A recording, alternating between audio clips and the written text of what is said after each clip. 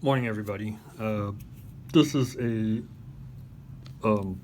post about to touch off my other post about my lock repair on my wagon or on the 510. This is a lock kit I got from Datsun Garage, and it's a good kit. It'll work, but for me or maybe others, there might be an issue with it. Is on the Datsuns or the 510s on the door, it's only got 3 notches for the lock, but this one has 4.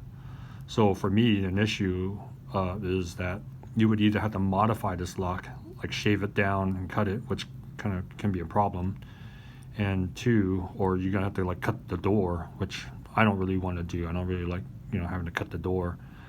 And then another issue is this is a newer style lock where you can't rekey it, so you're gonna have an extra key on your key ring. It's not a big deal, but for some people it is. Unless you try to rekey your trunk or your hatch to try to match this new key.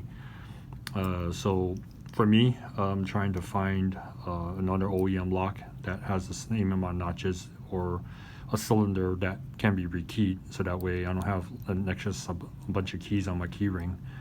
But for people that they're okay with it, yeah, this lock set, it should work. But yeah, for me, yeah, it's a no-go. Good luck, everybody out there working on your cars.